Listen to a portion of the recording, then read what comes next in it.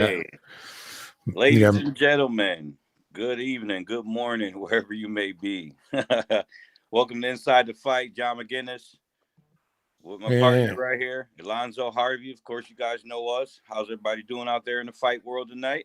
What's up? What's up? So the UFC. Here, go ahead, John. 264. You take it off right now. UFC 264. Great night of fights. I mainly only caught um, the main card, which was very entertaining.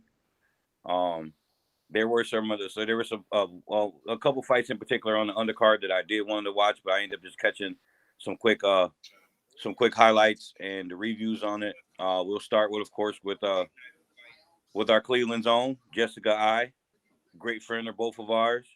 She lost unanimous decision to Jennifer Maya.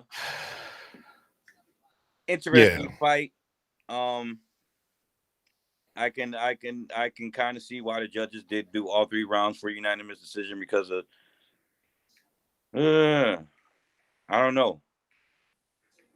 yeah, Yeah, it was like I said. I love Jessica to death, man. But it's like,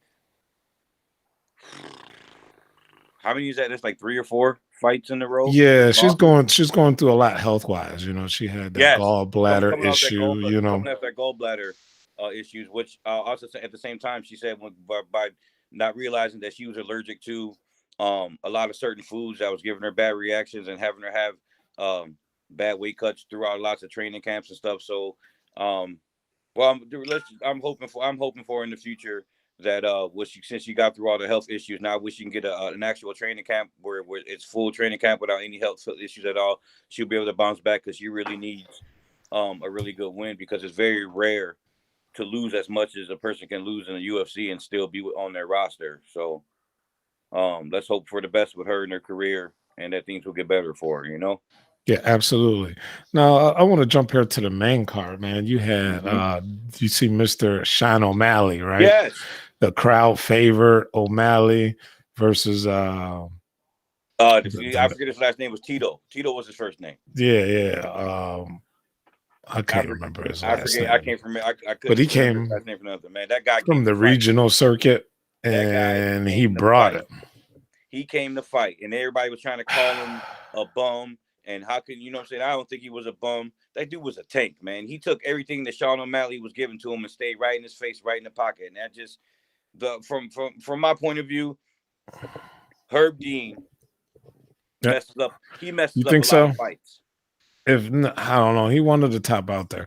Now, He messes up. He is if one of this the was top out there, but he boxing, bro, messes if up. that was a pro boxing fight, they would have stopped it just like that. But still, though, man, it was 30 seconds left in the fight. The man is making his UFC debut. Let him finish. Let him, if it's only 30 seconds left, even if he is taking shots, let him go out on his shield, man. If I'd have been in there ref and the fact that that Tito was still throwing punches in that exchange, you have no reason to jump in there. You seeing a man the punching, I don't care, man. That was just a horrible stoppage with 30 seconds left on the clock, man. You supposed to let that guy fight, man. You gotta let that dude fight, especially making your UFC debut. Man, that's a hard one, bro. That's a real tough one, man. Oh, freaking. That's a He tough was one, man. still fighting, bro. He was still throwing punches, and I don't. Yes, he was getting beat up and battered, but at the Beat same beat time, beat up and battered was understatement. That was a nice getting way of beat up putting and it. but listen, man, when you're beating up and battering a person, and that man is still coming forward All and right, showing so grit and fight, man, you can't do that I shit. play a little on both ends. I play a couple angles here on this one. So coming from a ref's perspective, I would say he was still in the fight as far as fighting back. Was he hurt? Was he bad? Or was he bruised? Was he taking all these punches to the face? Yes. He was still moving forward. He didn't show signs of being wobbled, weak legged, hmm delirious, hmm and he was attacking with clean technique, which showed me he still had like some mental fortitude and strategy, at least. Like he was coming forward and he was throwing decent punches, right? He wasn't wobbly coming forward and just hitting the air. He Right, was he was landing some of them connecting. shots. He was connecting. Yeah, he was. From a fighter's point of view, he wanted to finish that out regardless. Hmm From a coach's point of view, man, he every single punch he blocked with his face. You know what I'm saying? So that's a rough one, man. That takes years off your competitive life. You know, Yeah. I don't want to sound like daddy mom here, but it is a fight. From a coach, from a referee's point of view, being that I've had so much experience inside of boxing, kickboxing, and MMA cages, and seeing guys fight, you got to give the guy the benefit of the doubt. And then if I know that, because when I'm inside the ring or the cage, and while I am watching the fighters, I am still I still got an ear for what the crowd is talking about, and also for what the coaches are saying. You know what I'm saying? I also just Right. try to pay attention with all those things going into mine. You know what I'm saying? From a referee's point of view, I take that all into consideration. But to be right there in the middle of the fight, and I'm seeing that if when you hear the corners giving their fighter how much time's left in the fight, and if I hear somebody screaming out it's only 30 seconds left, and Right. and And they're he banging turns it up. and they're battling it out, man, I'm gonna let that man go out on the shield. Now at the same time, if he's taking a whole lot of shots to the face, and why he's taking those shots to the face and those shots they're not being answered, or he was making Sean O'Malley miss some of the shots, he was taking shots, and he was also throwing punches back. They're still in engagement of a battle. I'm gonna let that go on, especially with 30 seconds left. Now, even like now, with that last 30 seconds left, if he's taking worse and worse pressure and it looks like he can't take anymore, then yes, step in. But the man was throwing punches, and he was very aware. If he was going backwards and he was Yes, it was taking them. taking damage. Yes, but he wasn't. He was right there in the pocket fighting with that dude. So let me play on the other devil's advocate. What if he let him go the last 30 seconds and something very traumatic and untimely happened to But that you got guy wait later that night, and people would have been like, look, if Herb Dean would have stopped it the last 30 seconds, maybe he could have saved the guy's life or caused blah blah blah, or like there's a lot probably going through his mind as so here I would as go a out on my ref. shield, regardless. If I'm taking a lot, if I'm still coherent and I'm fighting in that fight and I can finish the fight out, if I happen to later on either go home or make it to the hospital and I happen to die, I die doing what the fuck I love, beating motherfuckers the fuck up. And that's what I mean. That's the prime So example of people going out on their shield. and I want to say from a ref, from a rules perspective. It's a safety perspective. I get it. I Wait, get what wait, you're wait, saying. wait. For amateurs in the fight, I would have stopped it. I probably would have stopped it sooner. Yeah, wait, yeah, it could have been because you got Right, if you wasn't if you paid attention at one point in time in that third round, it was at like the minute 41 on the time clock. Herb looked like he was about to jump in then, so he already right, had to right. set. He already had to set So his mind that he was going to jump in because if that he was was an doing amateur fight, yes. Now they're in a pro fight on that level. yeah I would have gave it a little bit. To be honest,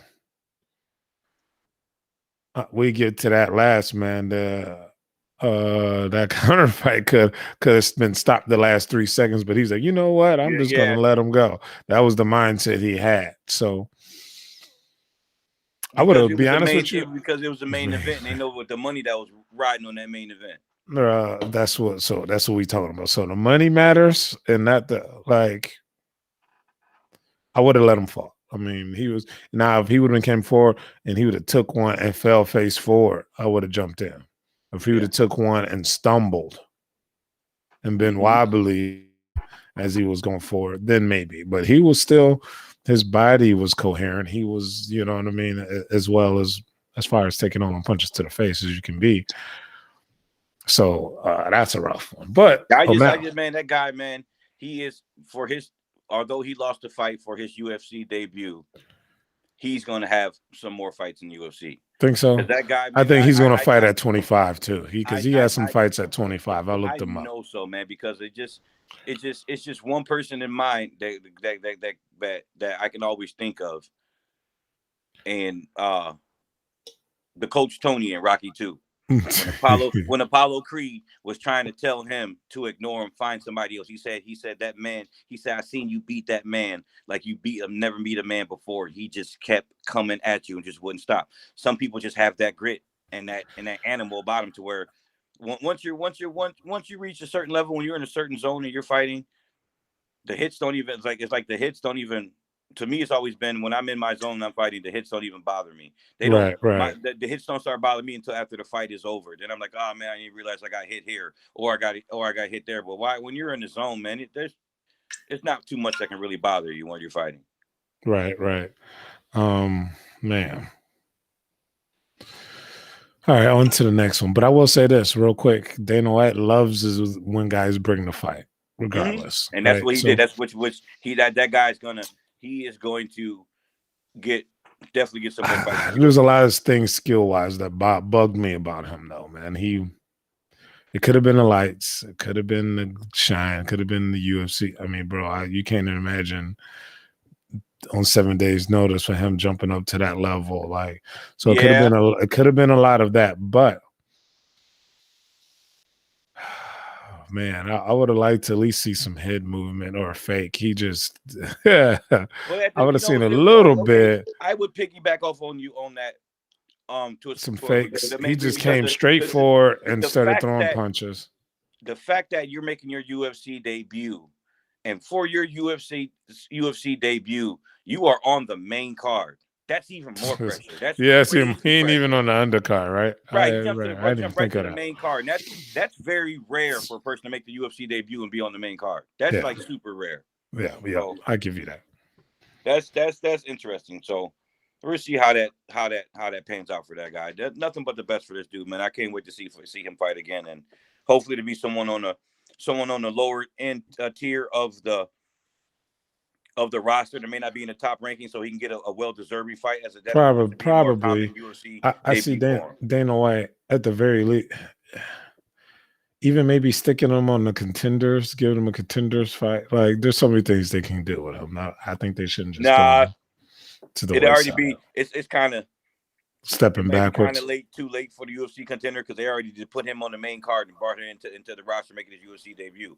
I would one of these fight nights. I would put him on the undercard Yeah. at 125. Now at the same time, because they found this kid, they found him so easily to replace him on 11 days notice when there's plenty of guys in that bantamweight roster that they could have found for him to Right. give Sean O'Malley a decent fight, especially someone that's always ready. No, well, that's conspiracy theories, right? We don't know who we saying that, but we don't know how many of the top guys turned that down. Right? Yeah. He ain't even ranked in the top 10. Not especially people at the bottom of that top 10, like, you know what I mean, 10 through 5. They're not trying to hear any of that noise right now, potentially drop out fighting Sean O'Malley. I mean, I'm just being Yeah. real. But Especially like I last said, minute they're gonna. on 2 weeks notice. They're already in the top 10. Why they got to take something on 2 weeks notice? You got the bantamweight, you got the lightweight, you Against got a the middleweight. dangerous fighter that's ranked. But listen, You got you all those guys. You got so many guys in the roster this year. you ranked in the top 10 in the weight, hypothetically. And you got a dangerous fighter ranked way below you. And you're gonna take that fight on a week's notice? No, Okay, exactly. no, The point is, like, you know what I no. mean? No, But that none of kind of those guys. pressure, they put some heavy pressure on the guy to give him 10 days notice. Yeah, they don't. None of those guys He took had it no. too. That wasn't even a full 2 weeks.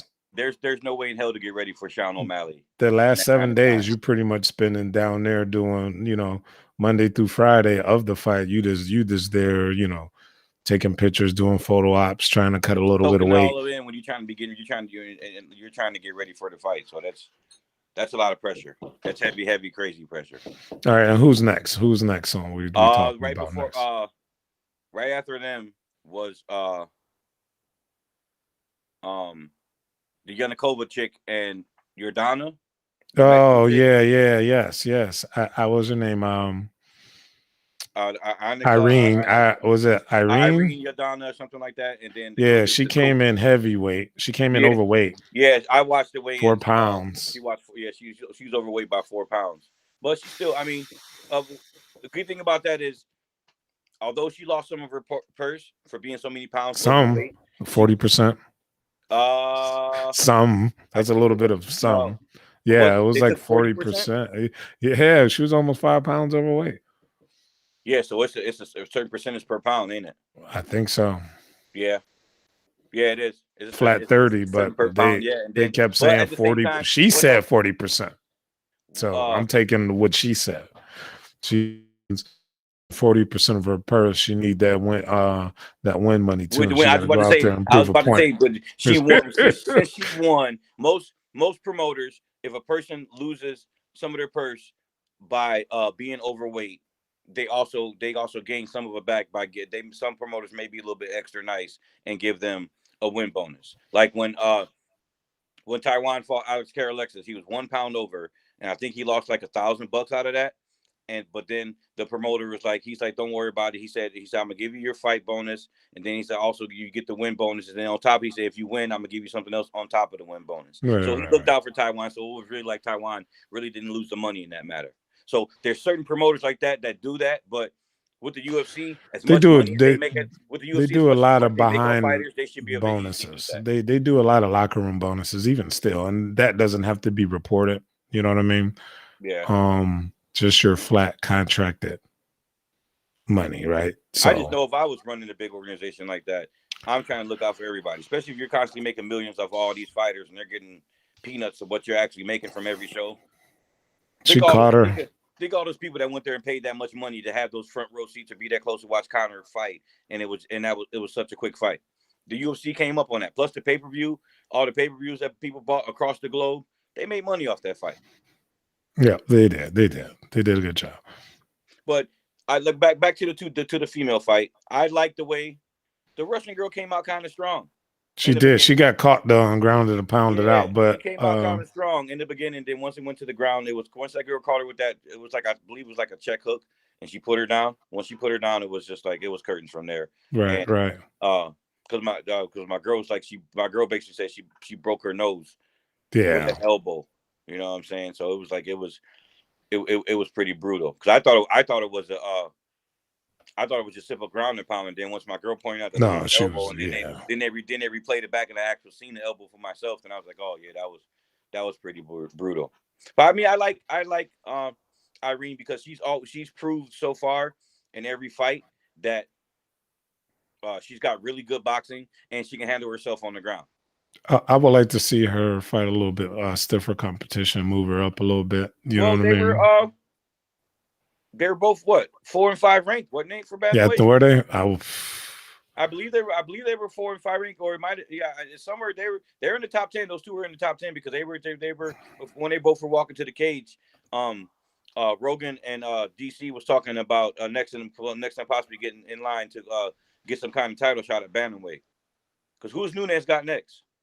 But then she Man, didn't it fight that long doesn't. ago. Man, I don't, bro. That's a whole different. Never talk right there, bro. Any of them girls against Nunez, bro. That's not like I don't even know, man. You got to be careful who you stick in there with her. I mean, I'm being honest. I don't remember the last time I said that about a fighter. You got to be I think careful who she fight because of the other person, bro. I'm being dead serious. Like that the last you putting person fighters in danger. Let Nunez fight them. the last female that I actually think that gave Nunes a decent fight was before they had the 25 division and she fought the 125 champion.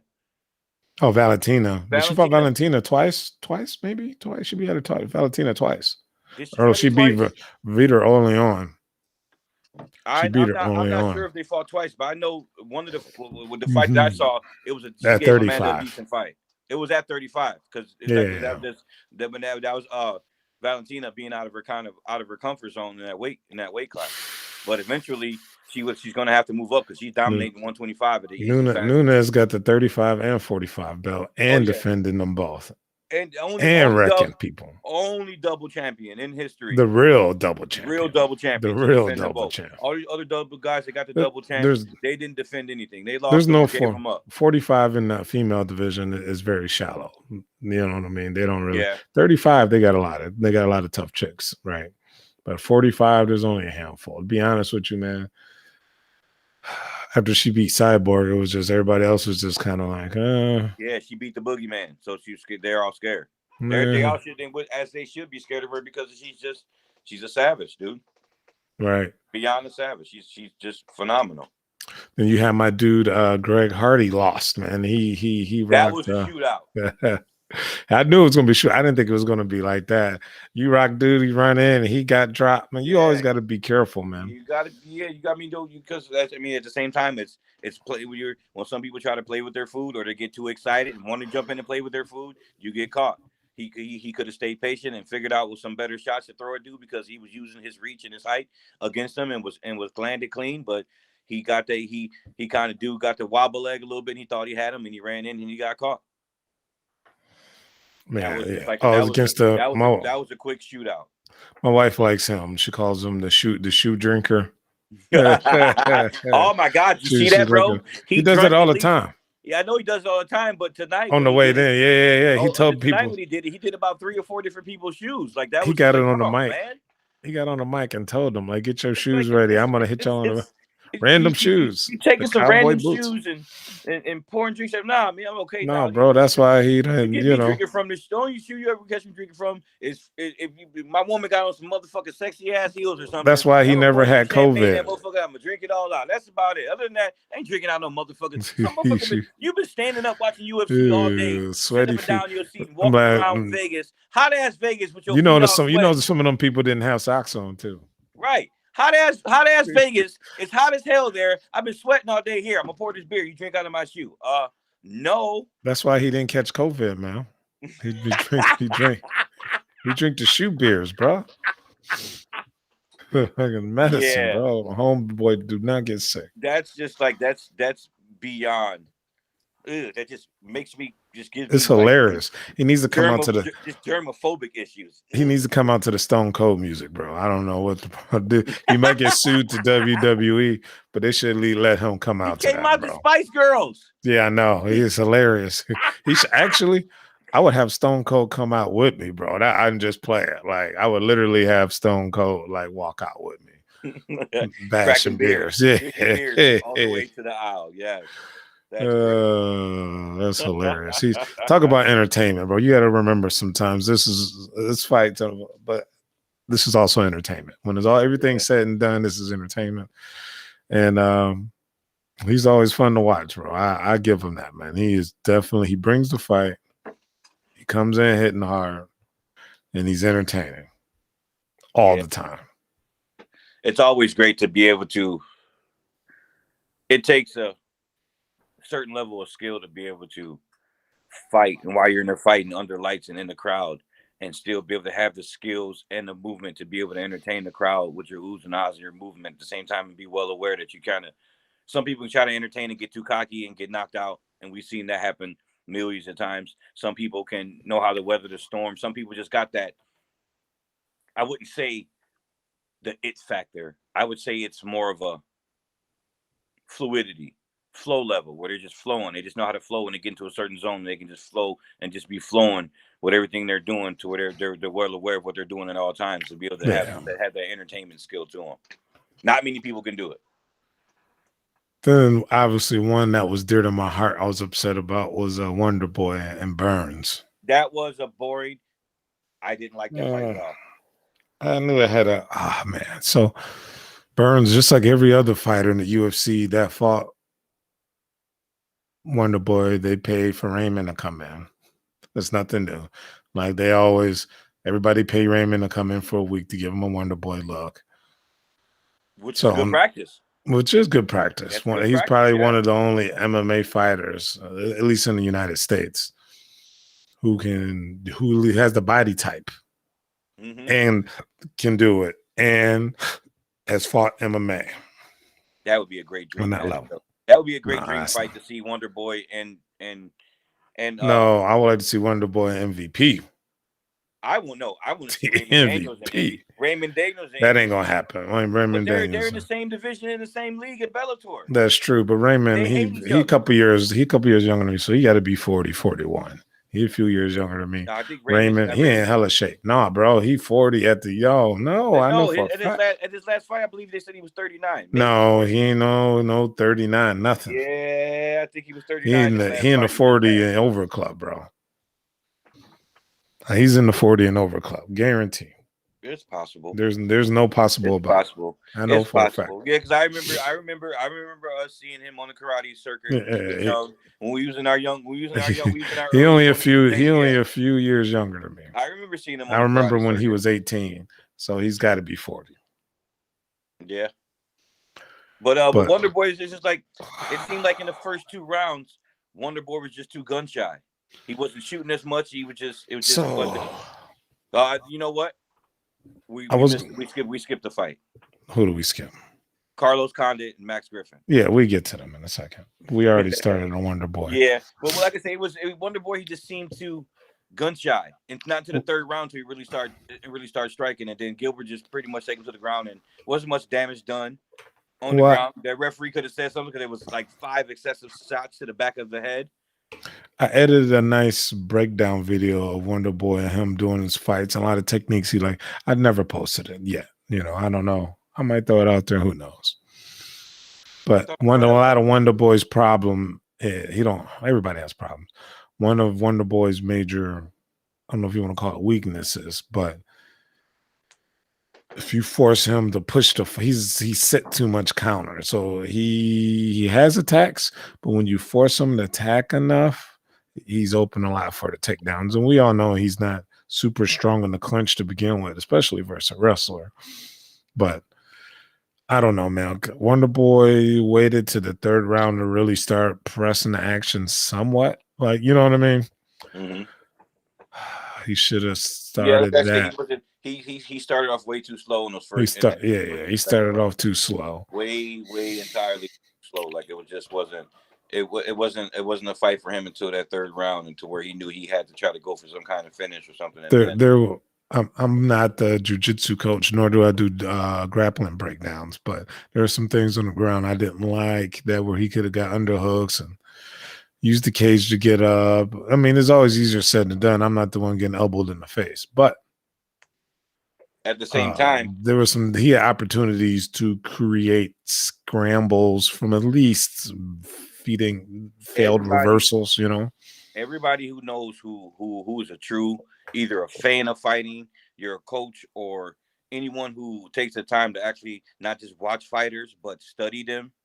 And if you, throughout all these years that we've always watched and studied Wonder Boy and seen him fight, and if you know that you're an excellent striker and you have great stand-up game and you're a professional, you have to be able to go into deep waters and go train in other areas. So we're not just drill at them and just drill at some stuff in case you got it, because you're about to go fight a jiu-jitsu fighter. So since you're going to go fight a jiu-jitsu fighter, then a few weeks out of the time in your training camp, you're doing some jiu-jitsu. For me, I already know that I'm an excellent striker.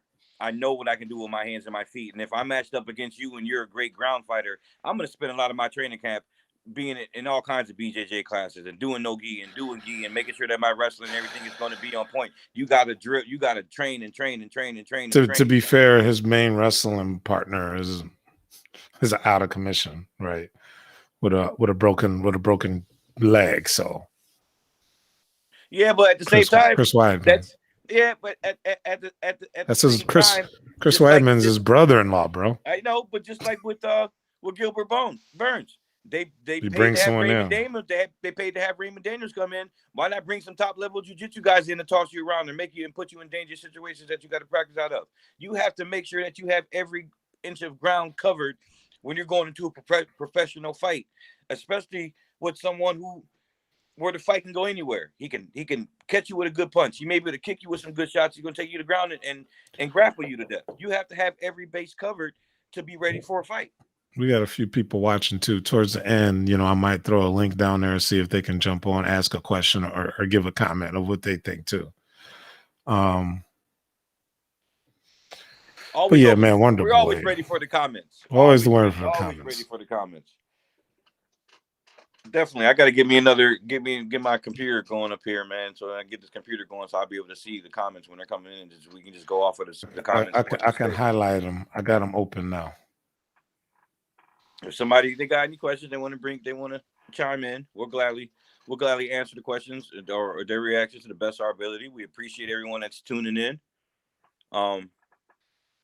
Be sure to, if you're tuning in right now, We want you to subscribe to our link. We have it's Coach Zoe Harvey, Z-O Harvey, Harvey.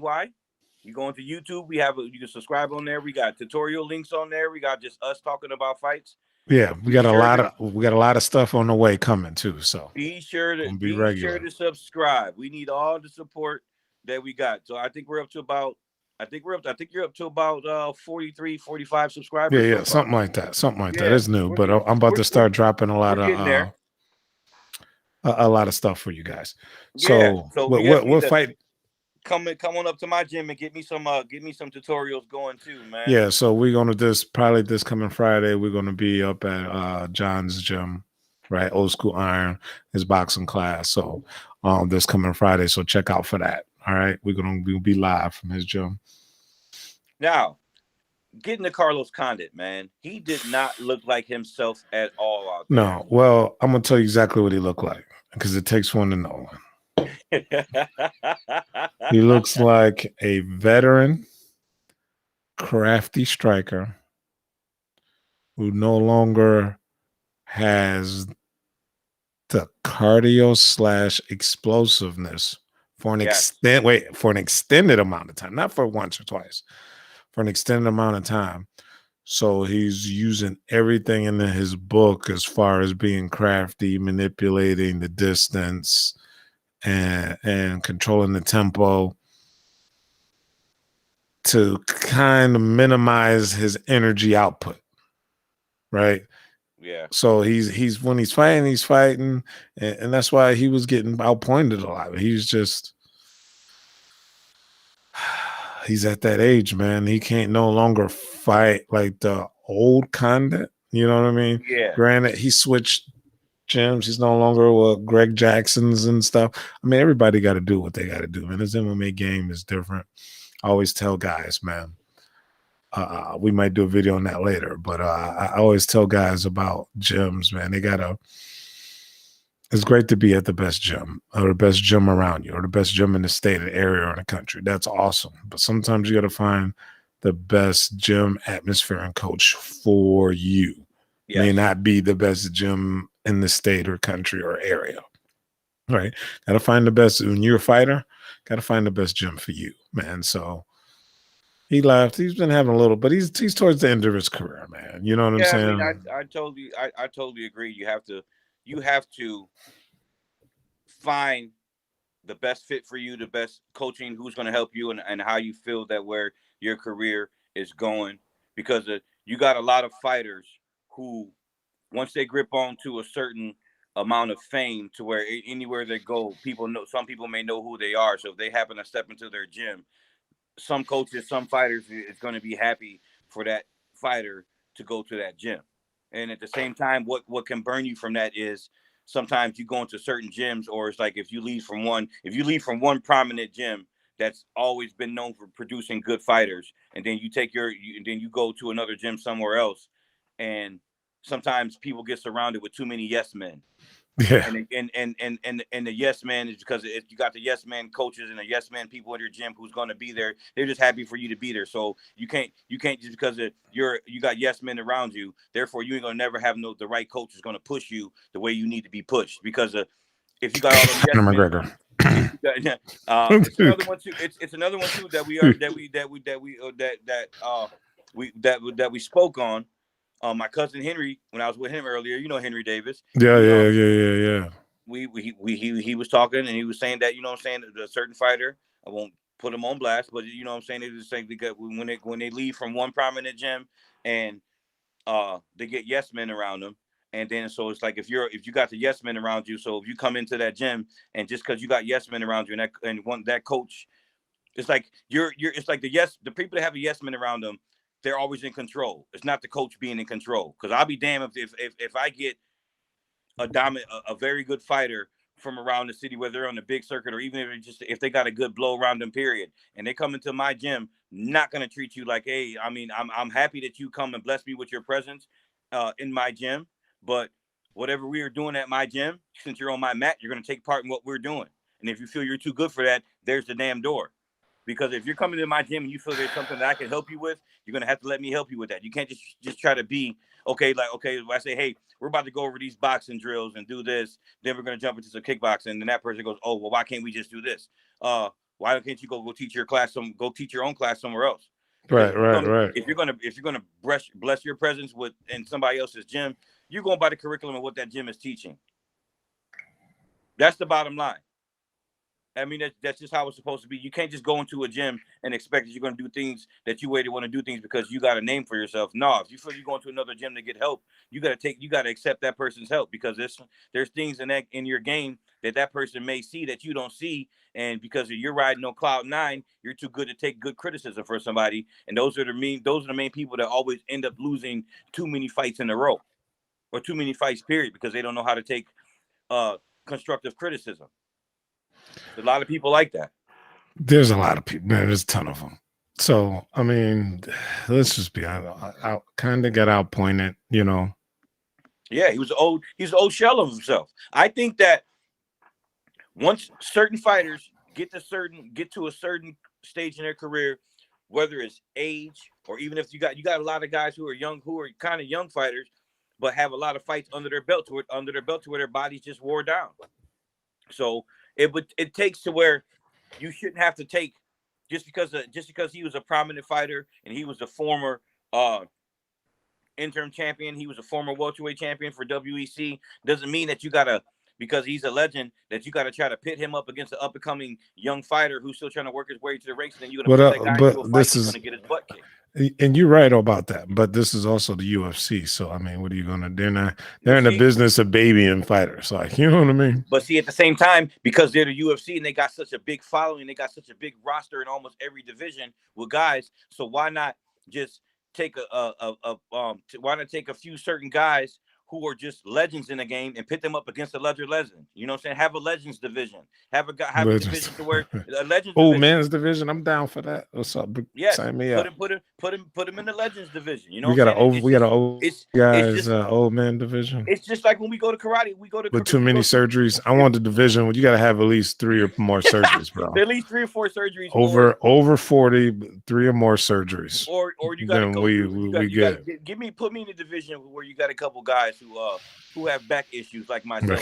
we get an extra 30 seconds to rest for our back issues, and then we commence the fighting. But I mean, that's it's not an actual bad idea, because for one, look at the majority of the older fighters that Bellator have had on their roster. Mm-hmm.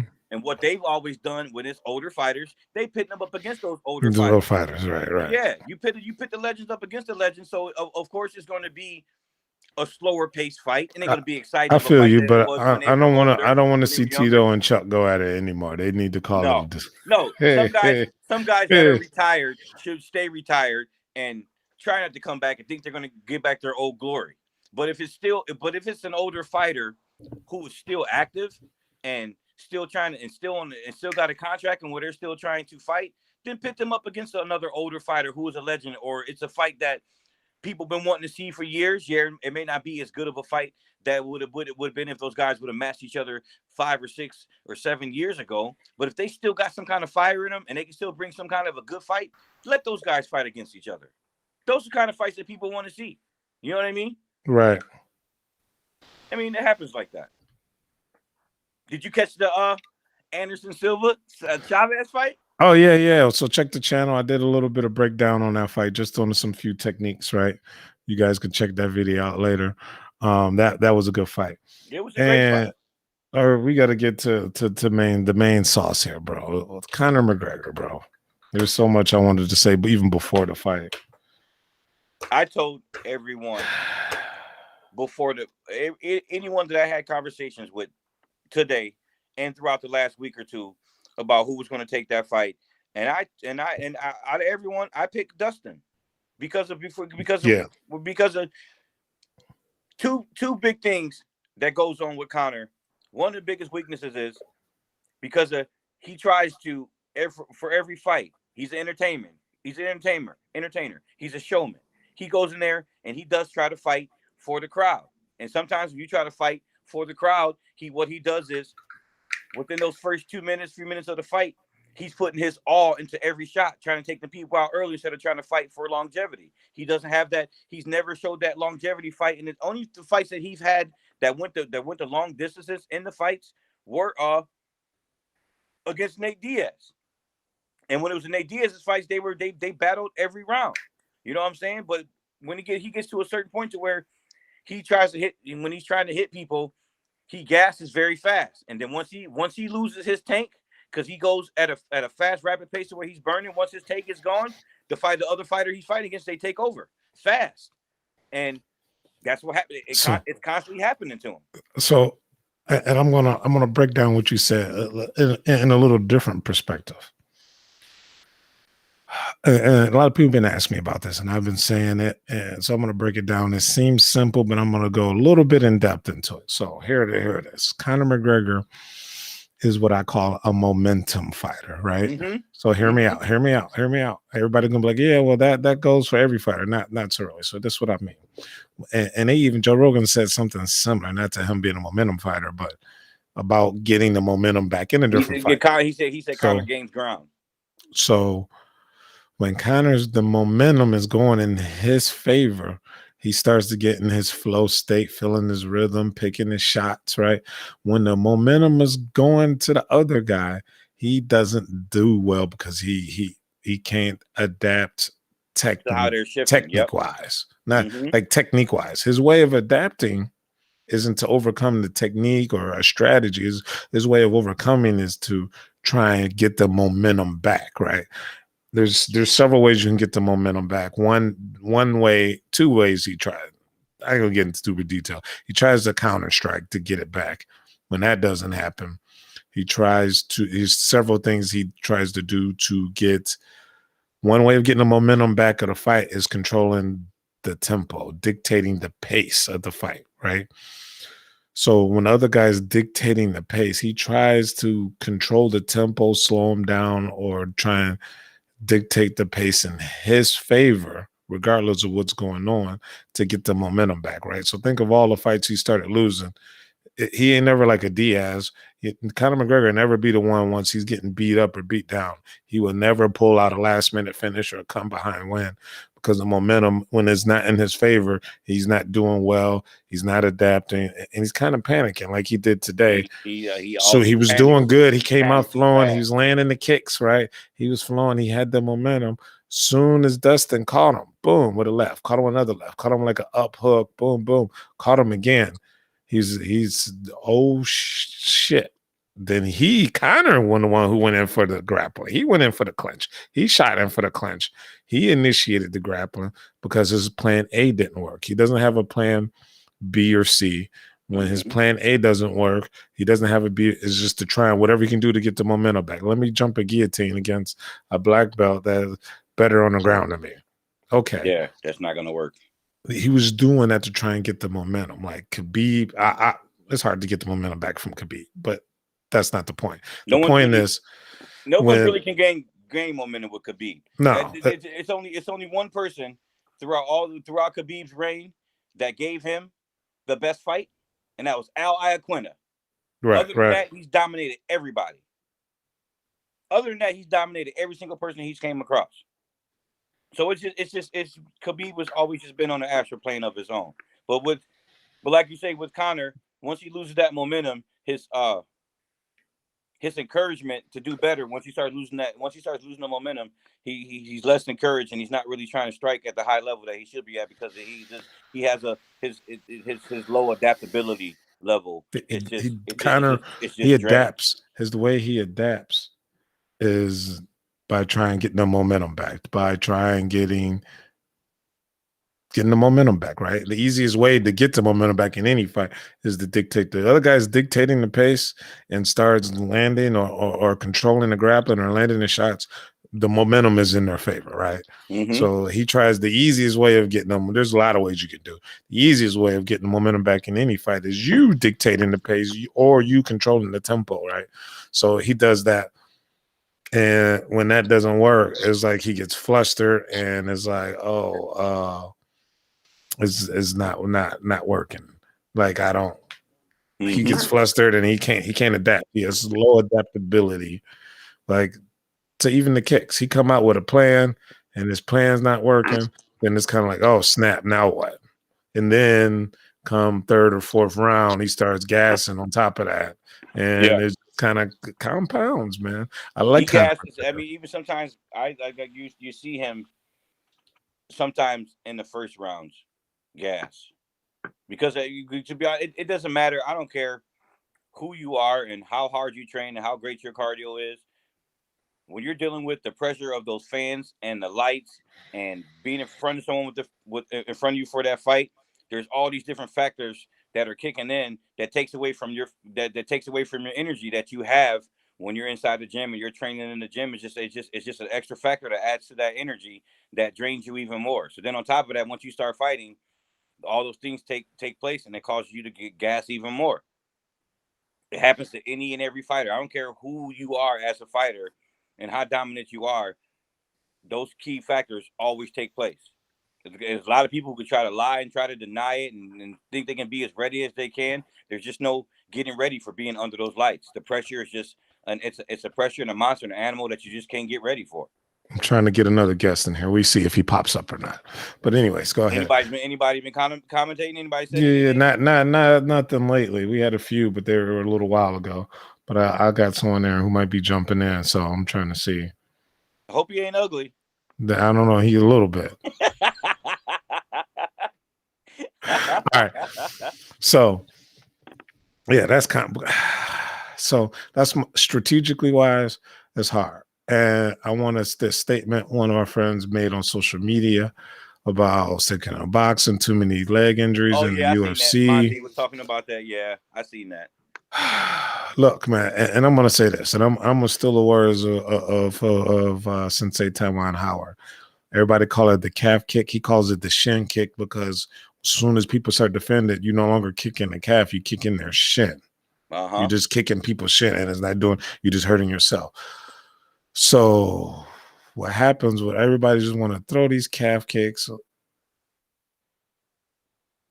and you're gonna end up hitting their shin on shin. You end up even worse, shin on knee. I think Connor kicked the back of his knee, maybe. I don't know. I gotta watch the videos. I gotta watch the videos. I think I watched it and they also showed it on the replay a few times. The first time when he landed on the back of the knee, Dustin pointed right at it. He knew right then and there. Nobody comes down on the thigh because you can condition the thigh. You can grab it off the thigh, right? But you don't right, you except for a freak injury that happens once every freaking 10 years, right? You don't, and all the Muay Thai and kickboxing, that's something you just don't see because one, I feel like a lot of these guys who doing this kick don't really work on their kicks. They don't train their kicks. Like don't get me wrong, in MMA there's so much to work on skill wise. You got your strength and condition and everything, right? There's so much to work on.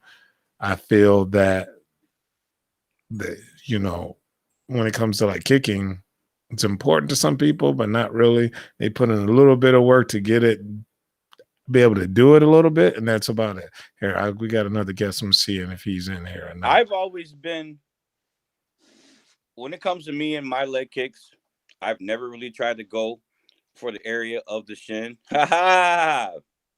House of Joshua. What's going on?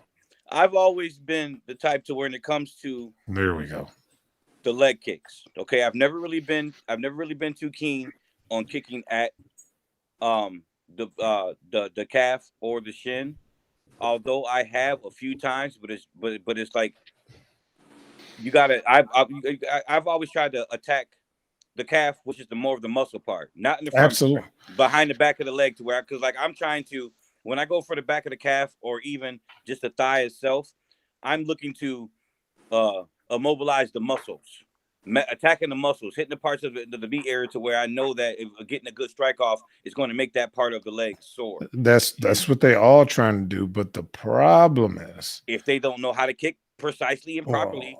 If the person is standing in anything but a bladed karate style / boxing stance, It's super easy to defend. All you gotta do is turn. You don't even really gotta check it. You just turn your leg out, and now you kicking shin. Or if you're kicking a little higher, you might hit his knee. Or if you open stance like southpaw versus orthodox, right? Then Inside the you're thigh, hitting. yeah. You're hitting the knee. People Mm-hmm. hitting the knees Because they're going instead for of. the inside thigh, and it's going to be the knee. Yeah, Sean, every trip. O'Malley fight. Sean turned his knee out on one of the kicks, just because it was there. Like, So a couple of them, and he put the knee out. But in the beginning, that kid Tito started off busting up Sean O'Malley's legs. He really did, but again, like I said, Sean made that tiny little adjustment. He switched to southpaw and stuck his knee out there, and then the kid stopped kicking. yeah, well, because he had common sense. He had common sense. Now you look at the Condon fight. Condon switched up. Dude just went to the other leg. He took. No, he went to outside. Fast, early. Condon was orthodox. He went to the outside. He went to southpaw. He went to the other leg. Like Every he did legally. He went to stance. He was attacking Condon's legs. Fast. That is who you should have watched on how to execute leg kicks in MMA, because he's not going to ever hurt his shin doing that. And I'm not. I guess I am pooping on shin kicks, right? But they're effective. But once people start defending, they're dangerous, man. People they just start throwing them and they cracking them down there. When I kick people's shins here and there. Most of the time when I'm doing it, I'm really trying to execute a sweep. I want to, that's a whole different technique. But most of the time when I'm at the calf, I'm really looking to off balance them or actually sweep them. But I'm a bigger fan of just hitting the meat, just taking the leg out. Yeah. Even though it's easier to take the calf out, but it's just so much you playing is too dangerous, right? You can do it. You can still do it. But the problem is even the decent kickers like Connor and Dustin, they're good kickers for MMA, but they be throwing them naked, right? That means they don't set them up. They just let me just throw it naked. And what, I ain't gonna see that coming the 10th time in a row and not defend it. So you're gonna throw all these naked kicks without setting them up, and I'm not gonna defend them. Come on, bro. We talking about the UFC. Even if they're not high level kickboxers, that don't go around. That's not gonna happen. And majority of all my kickboxing matches that I've had, I don't think I've ever tried to throw any shin kicks, calf kicks. No, all leg kicks. It's always been the leg kicks because I've always started off early with attacking the legs to try to mobilize them to lessen up how they're going to be throwing their kicks. I've always tried to pepper up the legs first to stop their movements because I'm trying to immobilize them as much as possible and take away from all their tools before they get a chance to get their tools get started. It's like when it comes down to what your fighter or the fighter is doing during the rounds, us as coaches, we got to be able to analyze what the opponent is doing to help our fighters adapt to that ability fast as possible. And sometimes, even on the big stage or even on the lower stage, there's sometimes you got certain coaches who just don't have that.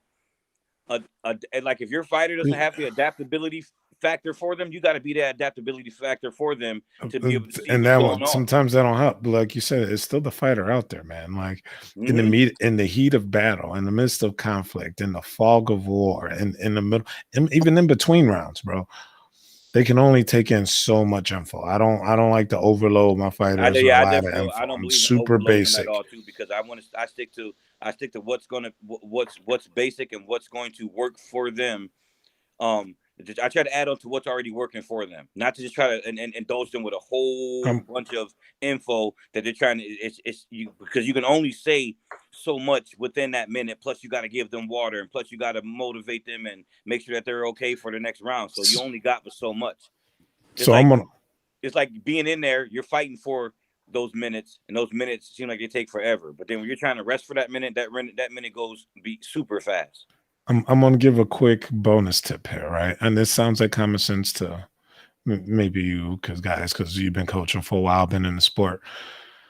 But when I got a guy in there and they're not listening to me during heavy sparring session, like training for like a fight camp or a competition, and they're not able to adapt by listening to my basic commands or strategies I think they should be able to handle, even if their fighting skill is on par, that makes me hold them back a little bit, right? Even if their skill is, I know they can go in there and handle themselves, But if they can't listen to their coach without turning and looking and being able to adapt some of the strategy during sparring, a heavy sparring session, not doing word for word, but at least listening and taking absorbing some of it in, right? If you're making the same mistake and they can't fix that same, to me, they're not even showing the ability to adapt and spar. So when you got someone high level like Connor in there, and in practice he's either not being pushed or he has yes men around him, and he's not listening to any coach. Around him.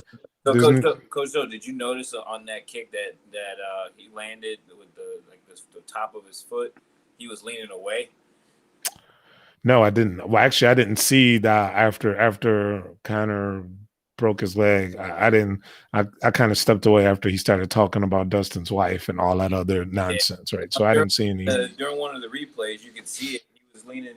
He's like leaning off, like how that one day when I came down to the school and I was throwing that inside kick, and you're like, "Don't lean away. You should lean forward." He did the exact same thing. He leaned away toes instead of getting a nice meaty kick on the thigh. Right. I would say instead of leaning away, you can step off the center line to get your head off the way. But if he's leaning away, that's going to get more foot than shin, right? Yeah, giving you the better angle to defend it and block it a certain way with his knee, which he did. Well, the problem is when they're kicking and leaning away is because they worried about the counter. And they worried about the counter because back to my first argument is they throwing naked kicks in MMA. That means they're not setting it up. They're just whipping them. They're just throwing them and whipping them. When you got, bro, like I don't even know how. Not even high level kickboxing, man. Even if you a wrestler, bro, that's like just shoot right in. Like as they throwing the low kick. I'm telling you right now. You go in Japan, they call it a tackle. We call it a double leg in America. There's someone's throwing them low. Just shoot right in as they're throwing it. As they throwing the kick, you guaranteed to score that double leg. You're guaranteed to score. Now you might get nipped with the knee a little bit coming in, depending on if your shot is clean and not just reckless. But you're going to land that double leg. And you got these fighters, they're just throwing them, and you got that high level, and you don't have an answer for a neck kick, low kick. Then I mean that's like That's not quite white belt, but you're like yellow belt. Like, you know what I'm saying? That's low level. That's not intermediate fighting. When you are at any high level of any kind of contact fighting sport, you should be drilling and making sure that you got all the basics covered for all the basics. Because for one, no matter what, everything starts off the basics with the fights, because absolutely everything always begins off the basics. You're basically just taking, as you become a more elite and a better fighter, all you're still doing is you're just using the simplicity of a good technique with the simplicity of basics, because everything goes off the basics, but you got to be able to add to that and make sure that you're getting sharper and sharper and more keen of what you're doing with your attacks and your strikes off of the basics. Some people just try to get more fancier and fancier, thinking that because you're on a high level that you don't have to still work on techniques for certain stuff. You got to drill every punch and every kick and every takedown 10,000 times or more to make sure that it's ready, that it becomes a part of your bread and butter, that it's just not even your bread and butter, that it's just a natural flow type of movement. Well, from every aspect, you got to have every base covered. And then having yes men around you ain't going to get that for you. Well, another part of that problem is today's society with the young generation and the microwave. I like to call it the microwave society of the new guys training. They want everything now, right now. No, back in the old, and I'm not really old school. I'm not really new school. I'm like my dude said, I'm the middle child. But old school, they would just work like the jab. You know how long? Like, man, they would just work the jab. I heard stories. I heard a story about Mike Tyson's coach, right? Customato. The guy was having problems focusing. And looking at what Customato wanted him to look at, he hung a piece of paper up, taped on the wall, made him stand in his fighting stance and stare at that piece of paper without moving for 2 hours. That was like the kind of dedication of his high level fighters, of why he made world champs. And I'm not saying you got to do that to that extent, but what I'm getting at is people don't want to take the time to work on the basics or the foundation. And so I reach out. I got a lot of friends and in state, out of state, and some on social media. I get a lot of them. They reach out to me for questions and messaging. I can't tell you how many questions I get about, Coach, I've been training this style and that style, and now I'm training hypothetically boxing now. Like, do you think whatever, Wing Chun or kickboxing, or I can mix it in with they're already talking about blending together a style before they even learn the basics of boxing. And my answer was to this guy was, bro, I was like, all right, let me ask you a question. Let's just pretend you lead engineer building a house. He's like, okay.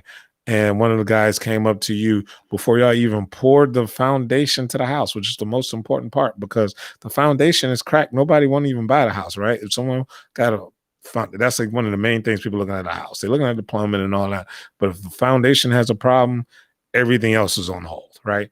So before we even pour the foundation to the house, you had dudes coming up to you talking about how they about to decorate the living room in a man cave, right? Like, hey, I'm gonna decorate using it. How that even? He said, how would that even sound to you? He said, that would sound ridiculous. I was like, that's how you sound to me. You trying to talking about making your own style, and bro, you only did one boxing class. Like, granted, you got some ideas about, like, you don't even got the basics down. Like, you talking about blending stuff together. You hanging up curtains and you don't even got the foundation down. So a lot of people are, in my opinion, is so worried about their style or working on. Don't get me wrong. This is coming to you. My name in the fight game was Hollywood. So I'm not going to say don't work on the fancy stuff. I'm not going to sit here be in Hollywood, right, and not work on the fancy stuff. But that shouldn't be like the whole part of your game. You should be spending majority of it on the basics. You should be working on the cool, fancy stuff to keep you interested in training longer. Not to where, okay, Wonder Boy landed a spinning hook kick and almost dropped dude. So now that's all I'm throwing next week. Like, you know what I'm saying? Like, I didn't even learn a regular hook kick. You got people coming to me. I got people coming to me like, Coach, show me a spinning hook kick. I'm like, okay, cool. Well, show me a regular hook kick. And they look at me dumbfounded. They don't even like, know you what can't. hook kick is. Yeah. So, and then I get them working on a hook kick, and they're like, I don't want to do this. They want to. No one wants to paint the fence to learn the up and down block, right? No one wants to actually wax sand the floor to learn the circle blocks anymore. What I'm getting at is they don't want to learn the basics to even get to the fancy techniques, right? Everything starts with the basics, man. Like when you were talking about the nicknames, you know what I'm saying? My nickname was Liquid Boy, and the reason why I went with Liquid Boy is because for me, just always just from being brought up on Bruce Lee, being like water. For me, Liquid Boy, I say Liquid Boy because for me, the shit just flowed. I took years upon years upon years of training in so many different styles to make sure that I was all the way ready.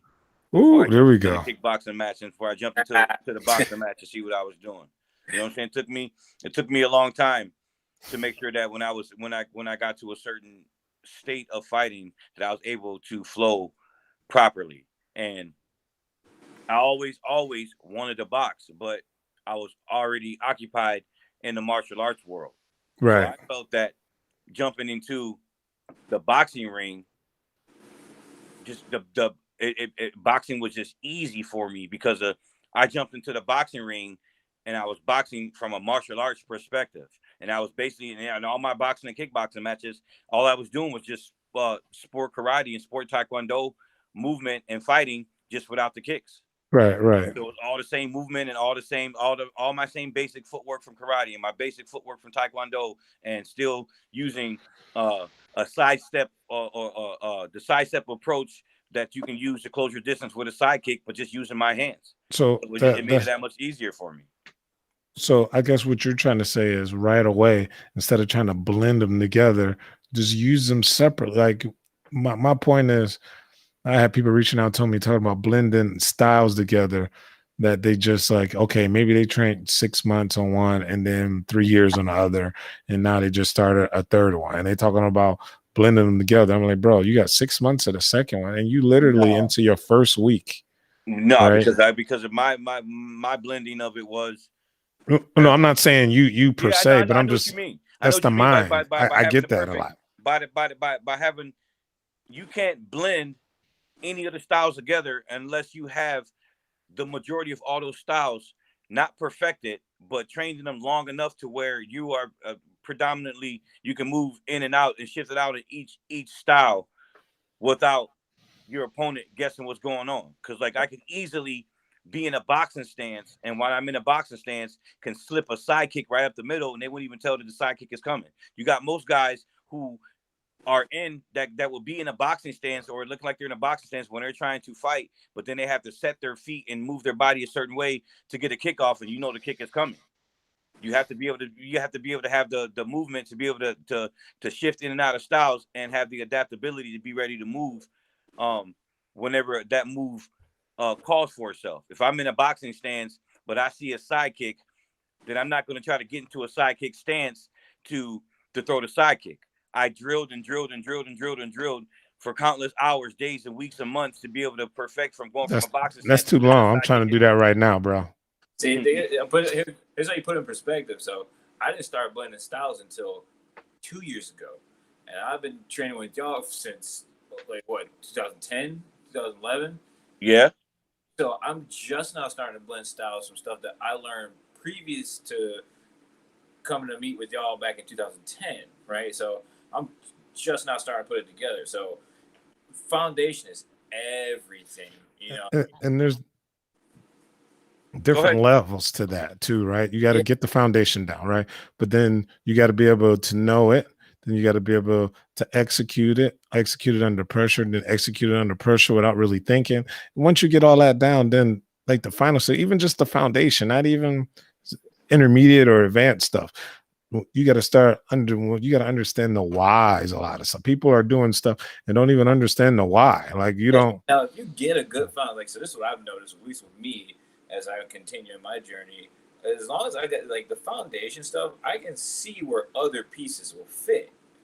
So like I'll have like let's just go like for instance into like a traditional kickboxing stance. From that stance, learning like how to switch feet and throw on the opposite hand and things like that, like a little bit more fancier technique.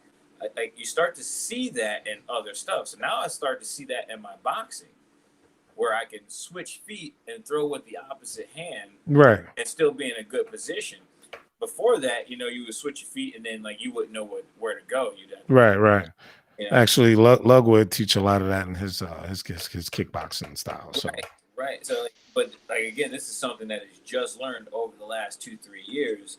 Now I'm starting to put it to practice where it's second nature. You know, I'm not really thinking about it. Now I definitely want to next time if we ever go back to train in Denver, because last time we did Factory X, I want to go to Ludwig and bang out with those guys. That'll be nice. That'd be fun because actually there was when we were in Tennessee, there were a group of guys from Ludwig's gym that was in a locker room with us, and me and them guys we kicked it pretty much that whole weekend. And I got his number, and he said we got the open invitation to come out there. So that's definitely something. We're gonna talk about it offline. I'm not gonna be able to go this year because they snuck it up on me, and I'm going to vacation like with the family right around the same time. But there's like a coaching training I'm gonna talk to you about out in California. Next year I'm going for sure. But I'll talk to you more about that. Yeah, I'm always game for that. It's some high level stuff. Like there's a lot of high level people there, and I've been watching them for a while. But anyways, so that was the fights. Josh, anything you want to add in on anything you've seen tonight? I mean, you know, I kind of came in a little late because no backflipping into the guard or anything like that. You trying to work on Monday? You want to backflip into the guard and rolling arminari leg locks until you get KO'd. I mean, anything. What do you want to? He thinks he's a leg specialist, man. Well, don't get me wrong. So here's the problem. Real quick, and I'm gonna sound like a hater, but I like it when he gets strategic with it and he set it up. And now it's like, then he got to the point where he got a hands down style, and he actually learned some pretty decent kicks. He got some taekwondo, like spinning kicks. And this whole point of throwing the kicks is like, hey, if I throw a spinning hook kick and I fall down, that's where I wanted to be anyway. Right? If I land the spinning kick, then hooray for me. And I'm not opposed to that strategy, but what I'm opposed to is him turning his back, standing up, he's not even setting it up anymore. He's not even throwing his account. He's just flopping down. He ain't even rolling anymore. He's just flopping down. He's gonna grab your leg, bro. You losing. He had too much of a sport mindset, and not enough that this is a real fight. Like, you know what I'm saying? Yeah. And be So honest with you, sport only mindset, reason you he gotta- can like get a away. MMA mindset, you got to be in there for it. Even way, the only reason he got away with it for this long is because there's no head kicks or soccer kicks or, like, you know what I mean? He would have been KO'd. But hopefully he learned his lesson. I like it, even though he's a one-trick pony. I like one-trick ponies. But and way of Bruce Lee's, you got to know 1,000 ways to do that one trick, right? You might be good at that one punch, but you better have 1,000 ways to land that one punch. When you just got one way of just doing your one trick, you get, even as a fan, it gets boring. I don't want to see you flop and roll on the ground until you eventually catch dude's leg, like, bro. Like, people who didn't know nothing about jiu-jitsu watching, they're like, man, what is this clown doing? Like, you know what I'm saying? And he's not a clown. And he would tear the average person legs off. But could you imagine doing, and MMA is in a street fight. I'm not trying to say that, but could you imagine him doing that in a street fight against somebody with halfway decent skills? Not even a train fighter. Someone just big, strong, and got timing down on some punches and kicks. Bro, come on now. For real? Now, you can do that in Brazilian Jiu-Jitsu. And maybe EBA a little bit, but in MMA, man, you playing with fire. You got to always remember that no matter what you're doing, like we said before, your guy's always dangerous, bro. It's like he got no respect of, like, he fought that fight and had no respect of actually really being hurt. He just felt like he was on some clown level that once he rolled on the ground, he couldn't be touched. And he rolled on the ground and he was touched a couple times with the knuckles. And like, that was it. You got a higher chance of being the dominant strategic fighter. Us as the strikers, and we've trained to be fighters since we were kids. So if we get into a street fight, then the street fight is going to be a lot more easy for us to be strategic because we've trained in martial arts on how to defend stuff from people in the streets, and also, you know what I'm saying, how to execute them properly. But a street fight can go so fast and so quick that you have to have a strong strategic mindset in order to be successful. Some people can't be under that kind of pressure in a street fight. I just felt like us being a street fighter is going to be a lot easier than us being easier for us to be strategic as opposed to being a street fighter and I mean, not a street fighter, but just being in a fight inside of an actual professional setting of being a kickboxing or an MMA or inside the MMA cage. Being a strategic fighter then, because you're fighting against another strategic person, but street fight is going to be, it'd be a little bit easier. When earlier in his career, when Hall was setting it up in between combos and using it as a counter, I thought it was kind of cool. Now he's just coming out, turning his back, flopping. Like, it was like a funny jiu-jitsu match. Like, he couldn't get hurt. Like, you know what I'm saying?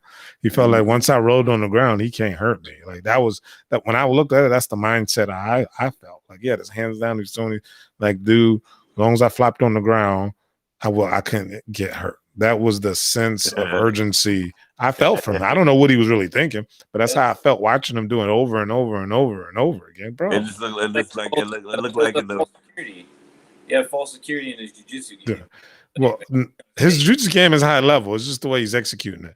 Yeah, like I said, he's just like, oh, it'll save me. I can put myself in a bad spot because nobody. He relied on it too much. Right. No, going back to being adaptability. And once you get to the UFC, bro, even the people, the average fans see on there getting beat up, all those guys are elite fighters. All those guys are killers. All those guys, the best in their state, the best in their area, the best in their country, the best, like, they all the best at somewhere, their own backyard, wherever it is, they're a killer, right? Even the scrubs, the average guy wiping Cheetos off his beer, talking about what he should have did, stand him up. Every single man and lady on this card tonight is a trained killer. Let's get this shit straight. This is true. Let's get this straight. You making fun of who are Jessica I or whatever? They are trained killers and will wax the average person their size. It's not even no ifs, ands, or buts about it. Did you guys cover the Jess fight? Because I came on late. Yeah, man, we was just talking. It was kind of a sad conversation, more than likely. You know what I mean? It wasn't nothing too exciting or happy on our part. We just kind of more or less more talking about where she go from here. We know she had a lot of health issues that was holding her up with her dead gallbladder and eating and and she changing camps, and she probably got a lot of stuff going on, not just mentally and physically, but probably emotionally too. I don't know. They're people too. They're not just freaking computer game characters, right? They got family members, people. You know what I'm saying? Things happen in people's lives. All these people, Conor McGregor, they got families, watching them get beat up, So I think as fans, we forget that they're actually people too, right? So yeah, that's true. Very true. I mean, I was just looking at the numbers from that fight, and it was like I don't see how that came out as a loss. You thought she won that fight? She was winning in every category except for head strike. I gotta watch it again. I'll be honest, because I missed the first half of it. And again, I'm just going by what the numbers say. I get it. Yeah, I mean, but you got to take into consideration. There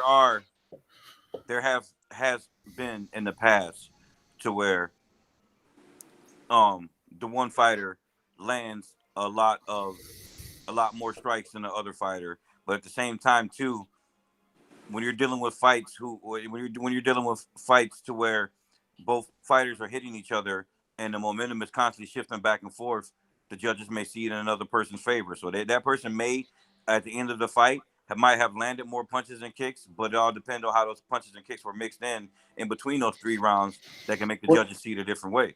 Well, that's what I'm talking about. That's why I'm looking at the numbers here. So it goes like this. So you got the total strikes. It was kind of even, 102 to 104. Jess had 104 strikes out of 281. Significant strikes, she had 100. The other girl had 98. The only part of the striking that girl beat her out in was the head strike. She hit her with 71. Jess only hit 56. But here's where I thought she kind of turned the corner. Body strikes landed 24 versus 16 on the other side.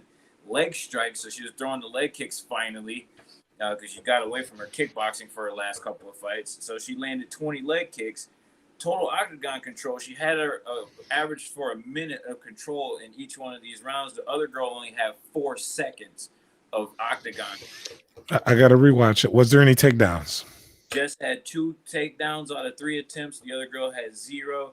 Submission. Oh yes, okay. Then those numbers, then I would agree because they gave it to the other girl unanimous decision.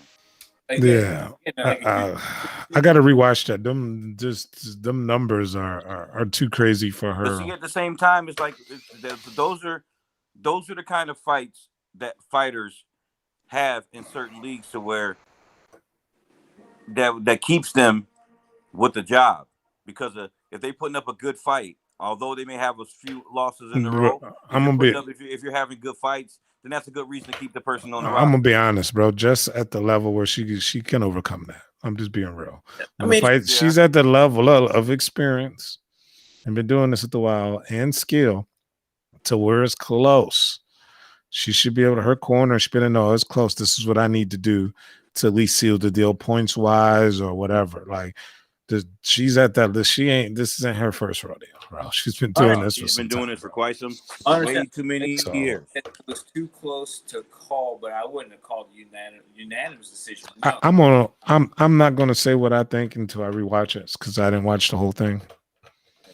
Yeah, that's one I gotta miss too. I gotta watch too because I was out and about when the prelim. Because I didn't know the prelims were going to be starting so early. They've been starting fights.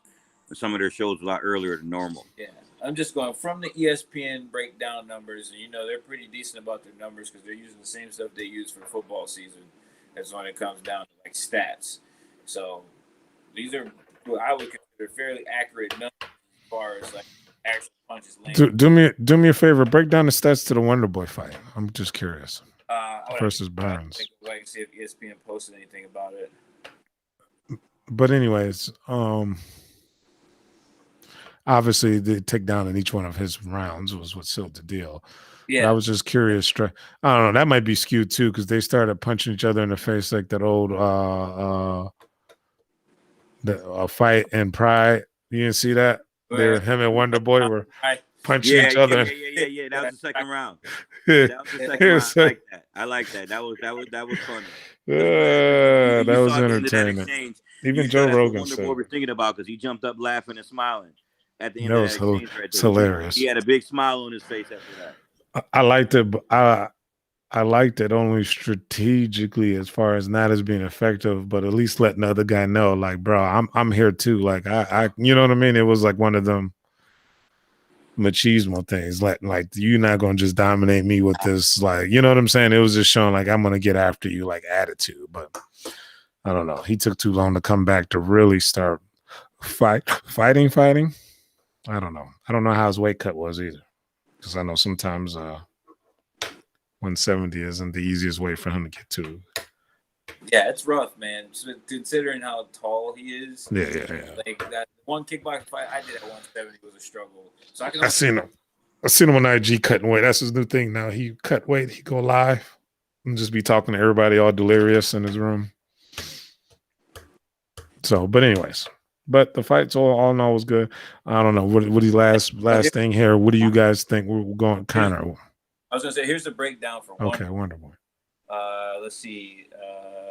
Wonder Boy had 59 total strikes versus 101. Significant strikes 29, and Wonder Boy had 19. Headshots 14 for Wonder Boy, 17 on the other side. Body shots 2 apiece. So he got outstruck too. Yeah. Total control is where you really gonna see it. 7 minutes and 13 seconds average of octagon control. 3 out of 6 takedowns for Burns, and then he had no octagon control, no takedown attempts.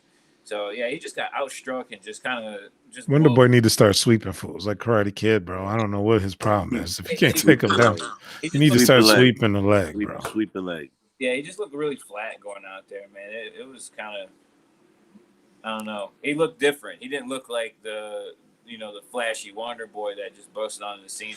Well, he's Wonder Man now, so let's get that straight. Right. He's about to be 40.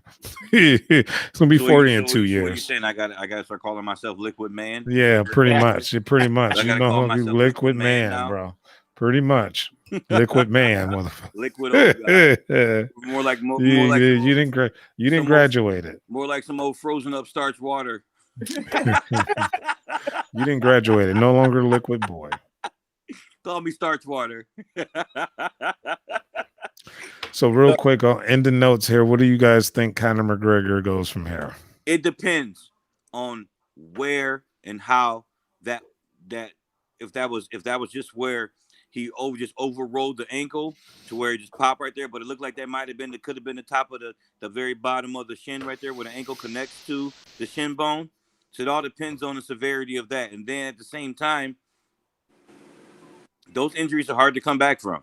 So you got and from my perspective, the man has made a lot of money. After he's got a lot of after he made all that money, it seems like a lot of that fighting hunger is gone because he's always said from the beginning he wanted to come up to take care of his family. He's reached that stardom. He's got other avenues where he can make money. If the fighting is not going to do it for you for a while, then just he's sold Proper 12 already. That's why he became number 1 most paid athlete last year. Yeah. So you know what I'm saying? If you got to hang up. Look what.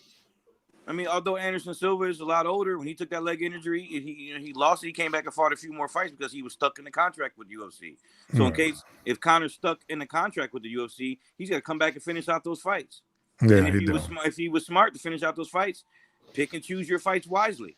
So here's the crazy thing, man. I mean, really looking at going into the end of that round, Conor was actually about to get finished.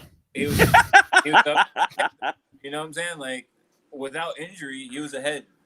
That's true, but them last 3 seconds, he was kind of like, I could stop it, but I'm gonna let you get your ass whooped for these 3 seconds. Yeah. Right. Yeah. But so, what are your real thoughts on Conor? Real quick, closing statements I here. look at it like this, man. Conor's gonna always draw money. He just like in professional wrestling or any other entertainment, he's always gonna be a draw, regardless if he's winning or losing. People still want to see him. So if he's willing to step out there and fight again, go ahead, go out there and fight again. But again, ultimately for him, like John was saying, dude, like if I got the money, why am I gonna put my body through it? Yeah, I'm gonna agree and disagree with both you guys, right? First of all, I'm not a doctor, but that don't look like he rolled anything with that leg, bro. It looked like it's straight up snapped, right? Now, as far as people always wanting to watch him, I think that ship is slowly starting to sink. You got to understand, MMA fans are different from wrestling fans. They're different from. It is. It's part show, part what you do in the cage, bro. Like we know he's got. Not everybody Diaz, man. Not everybody's last name is Diaz, bro. Yeah, you can't take L's, and the fans love you just as much. They haven't been that devastating. He hasn't had real bad losses. No, that's what you say. I'm talking to the average MMA fan. You as good as your last fight. They was riding him when he was the champ, and he was winning and calling his shots and talking about how he was going to knock somebody out and then doing it. Those fans who's bringing in a significant amount of income. It's still gonna hang on. A pay-per-view, not as much. I don't think so. The biggest problem is with Conor is after getting all that money, the hunger for the fighting is just gone. He said it. I don't know if you watch. I don't like Stephen A. Smith. Just I'm gonna go on record and say it. He never is gonna watch this, so I don't care if he does or don't. He's a Cleveland hater, first of all. But on top of that, he been shitting on MMA for the last year and a half, and now ESPN gonna throw him on the cast, man. Forget him. Like not just that. He shitted. It was just 8 months ago. He was shitting on women's MMA, talking about they shouldn't even be a thing. Like I don't hear anything he had to say. But he did interview Conor, and Conor called himself, and he fronted Conor. I give him that. He front motherfuckers, right? He said, "You're not hungry anymore." Blah blah blah. Conor said, "I might not be the hungry lion. I'm more of a fat cat, but fat cats are dangerous too." That was his exact words. And I looked at the screen and was like, "Bro, he lost." That's when I made up my mind. A 10% chance I thought he had a beaten Dustin went out the window. He called himself a fat cat, and fat cats are dangerous. I'm gonna tell you what. I got 2 cats. One of them young and spry and all over the place, and one of them is really big, a fat cat. You know what I'm saying? Yeah. One's a little more dangerous than others, is all I gotta say. So tried to wave out. I mean, same thing happened with Ronda Rousey. She started taking bad losses and people stopped supporting her. It's gonna happen. That's MMA fans, bro. That's just MMA fans. But Ronda Rousey takes a bad loss until he takes like a good bad loss where it's like, tell me the Mr. Statman. Look up the last how many times he won in the last 2 years. He's only 3 years. He's only had 1 win since he came. Okay, let's talk about bad losses. Let's talk about wins. He's only had 1 win since he came back from that fight with Floyd. He's had 1 win. And that was how many years ago? That was in 2019, bro. That was 3 years ago. It's 2021. That was Donald Cerrone in his last good win. That was in 2019. And since 2019, he had 1 win. No, that was last year. That was 2020. Yeah, and box? No, he didn't fight. No, I'm talking about when he boxed. That was in 2019, bro. Yeah, and then after that, he done. He didn't do shit. He didn't do shit. He came back and lost to Khabib. Then he beat Cerrone. Then he just lost twice in a row to Dustin. So in 3 years, you have 1 win. You 1-4. You took a loss. And I'm not mad at the record. I should, I'm not here to poop on MMA records. I don't got a great MMA record. But what I'm saying is his ride or die fans from Ireland gonna buy the shit regardless of he go 0-12. From a wrestle, like you got out wrestled, right? So there's that loss. Okay. You come back, you beat Cerrone, then you come out and you lose to Dustin coming off a layoff. So you again, not a terrible loss, you're just not in shape to fight. You come back to this one, you lose again, but it's due to injury. He hasn't taken a bad loss yet. The shit talkers, once they get beat up, no one think they're cool anymore, right? It's like the bully. No one wants to know.